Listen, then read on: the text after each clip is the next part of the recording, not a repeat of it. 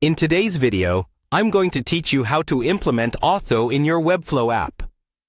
This process is smooth and straightforward, taking just a few minutes, so let's dive right in and explore each step. First, we want to start by heading over to Webflow. If you haven't already logged into your account, now's the time to do so. Simply navigate to the Webflow homepage, and in the top right corner, you'll spot the Login button. Click on it and enter your credentials. If you're new to Webflow, you can easily create an account as well.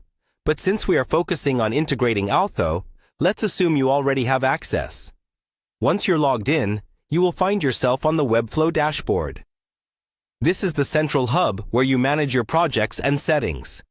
From here, you want to direct your attention to the Apps and Integrations section. This area is crucial because it allows you to connect Webflow with various tools and services, including Auth0. Click on it to proceed. Now that you're in the Apps and Integrations section, your next step is to click on the Develop option. The Develop tab is where you can manage custom development settings, giving you the flexibility to tailor your app's functionality. Once you've accessed this section, you're just a few clicks away from integrating Auth0. Next, look for the option to create an app. This takes you to a framework where you can set up a new application within your Webflow environment. Consider this as the starting point for the app that will harness Auth0 for authentication purposes.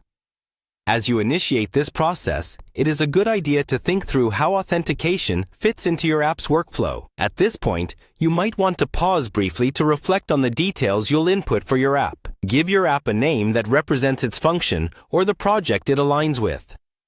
This helps keep things organized, especially when managing multiple apps. Additionally, decide how you want Auth0 to interact with your site.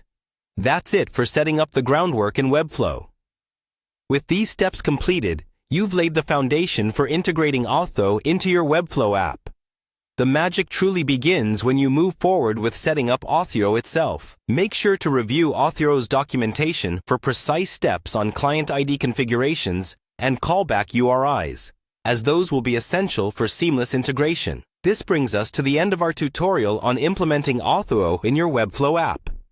Remember, integration processes can vary slightly depending on your specific requirements, so tailor these instructions to best fit your needs. Thanks for watching, and happy building!